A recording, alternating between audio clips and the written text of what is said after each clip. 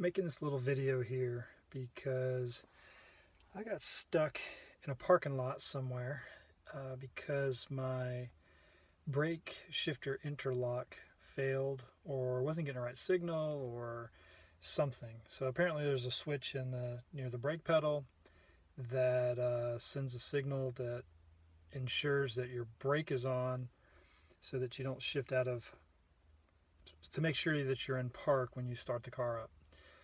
And this situation, my shifter was stuck in the park position. No matter if I pushed the brake or did anything else, I couldn't get it out of the park position. And my lights were on, my brake lights were on. When I pushed the brake pedal, the brake lights came on. So I think that the switch at the brake pedal is okay.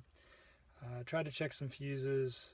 Everything looked okay on the fuse side. Didn't check every fuse, so maybe there's something there.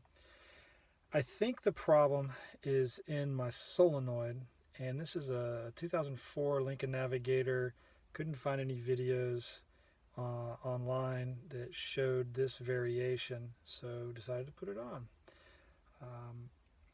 So I'm going to put this stuff back together and then show a video of it coming apart. So this is my first crack at a video, so my apologies up front. So my son calls me last night and it tells me that he can't push the button to shift it into gear. It was locked, and so apparently there's something wrong with the interlock circuit. I believe it's the brake to the shifter interlock circuit, maybe the solenoid. There's a solenoid that's underneath here that allows this rod to come up and down, and I'll show you the details of that in a little bit. So I think there's some type of switch at the brake pedal underneath that then sends a signal to the relay that allows a shaft inside here to slide up when you push the button. And here's what it's supposed to look like when it's working. So my foot's on the brake over here, and you pull the button and it lifts the white plastic rod that's in there. When the interlock is working and your foot's not on the brake, as you try to push the button, it won't lift the rod. The rod is locked in place and it won't let it lift up. So I did some research trying to find the override switch on a 2004, and I had some trouble finding it. So I'm putting this video up here to help you guys find that switch and get you out of the jam to at least get your vehicle home. And so first thing is you have to pull this off. There's this little plastic piece here that put a little screwdriver in there and pop that off and pry that out. And then this thing will just pop off. This is the window switch panel. And then you can move that out of the way. See, there's some clips here. One here and one here, and then there's a couple holes up here where the clips are inside of here. So there's 4 clips. You just pop off like I just showed you. There's 2 screws. I took those out already. There's a screw here and a screw here. Take those 2 screws out, then this panel can lift up. Now it's jammed in the park position. Oh, I didn't mean to do all that. That'll be fun to fix. Let me. So it's jammed in the park position. So as you lift this up, the shifter here is blocking the plastic from sliding back. So there's still enough room to pop it out. So pop out that side first, and come over and pop out this side. And I got to use 2 hands, so I'm going to stop the camera. I'm going to put this back together too like it was to show you the sequence of how all that comes apart. So stand by. Down, so that comes down. And then there's a small screw, a set screw that goes into there. Show you what that looks like. Okay, it's, this screw here. That screw goes right in there. I've seen some other videos of that screw coming loose, and just sitting in there. So be careful when you pull this apart that you don't lose that screw. So have that screw, pull that out, and that'll allow the shifter knob to move up.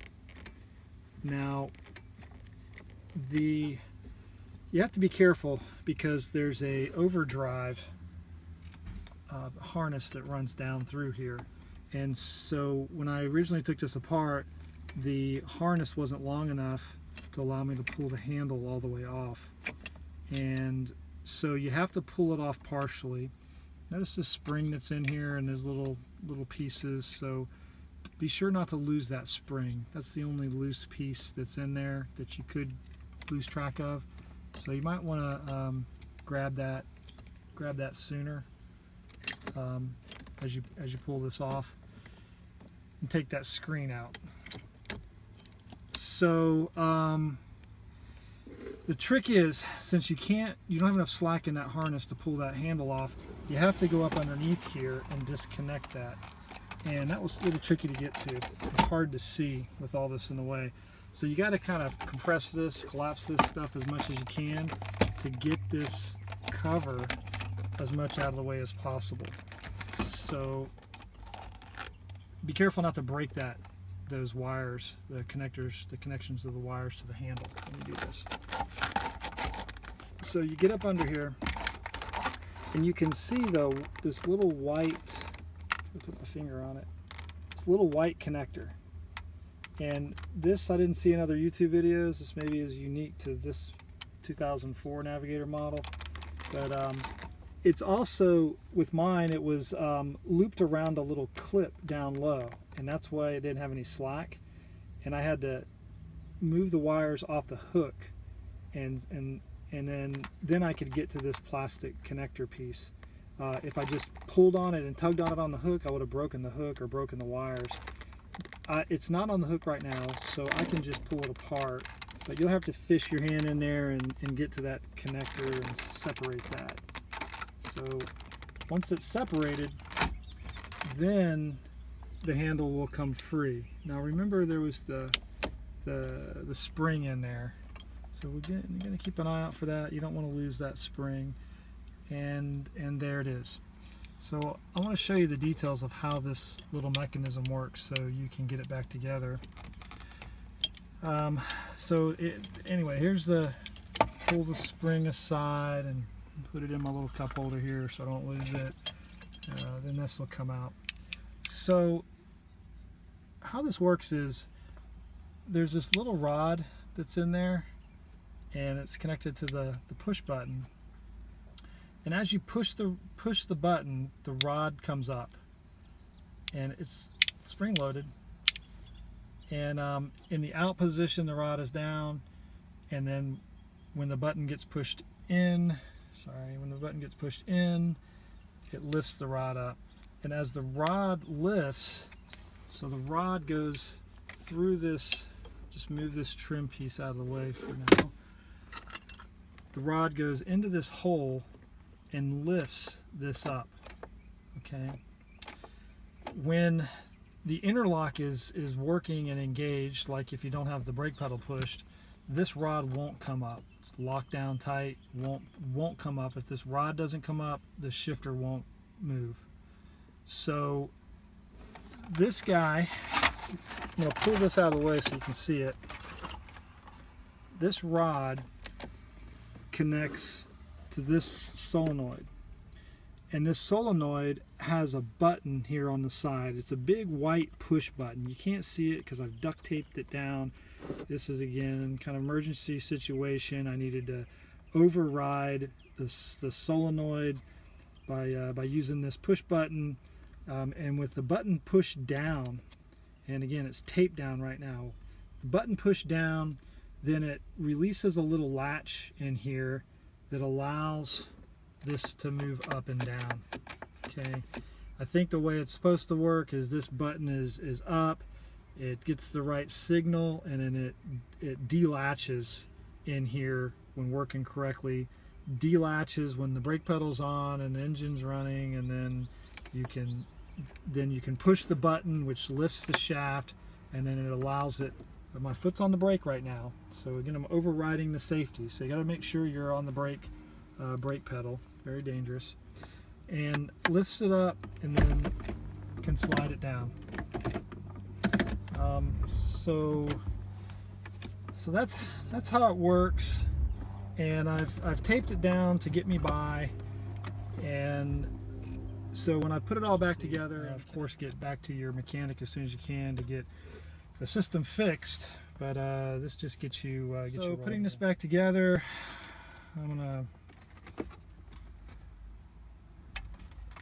get this back close. Get the cover back close.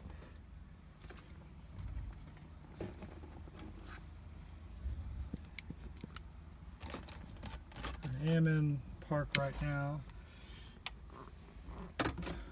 Emergency brakes on for extra safety. So this has to go on. I have to get the harness hooked up.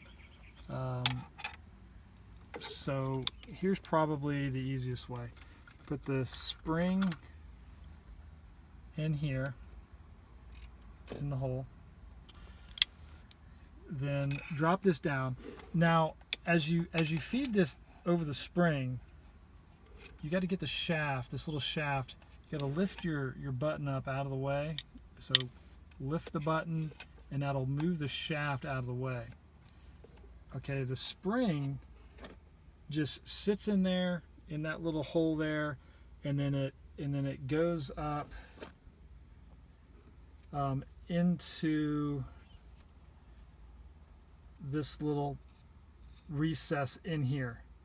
So you have to make sure that the metal pin is swung clearly out of the way, and you do that by lifting the button. Okay, so I've lifted the button. I'm slipping this over, and you can lose track of that spring, so just kind of be careful as you nestle that in. Another thing is you have to turn this a little bit to get it to drop down, just to get it to line up. You see the spring is not in there, so somehow I've knocked the spring out of the way. Kind of one-handed operation. So let's find out where that spring went. Usually gets jammed up in there. And let's see where it went. Oh, there it is. So there's the spring. We'll grab that and try again. So I take the spring, put it in there, and let's fish that in there again, see how if I can do any better. So there's the spring, you can see it. You see the metal, you see the metal shaft that's cleared out of the way. That spring needs to have a clean shot right into its recess. And then as it drops down, you don't have to force it, you just gotta kind of rotate it around. As it drops down, you see the pin, that metal pin that swings, it's now engaged into the slot in the plastic. And then as I push the button, the pin lifts up the plastic rod. And since I have the button, the override button pushed on the solenoid, it's allowing the plastic rod to shift up and down. And so with my foot on the brake and pushing the button, I can slide it back. So you know that little lever that engaged with the parking brake, I think what's going to happen is as I move the shifter, it's going to disconnect the parking brake. So that's what that's all about. So that comes down, and you can see that it's working now. And I can freely move that shaft up and down, and the pin's working. Now, recall I didn't hook up the overdrive harness yet, so I'm in park, so I can let off the brake, and well, it looks like since I have that override button pushed, it didn't trip the brake, emergency brake off like I thought. Once again, I have no idea what I'm talking about, but I was successful at getting past the override, or getting past the interlocks, and I was able to get it home.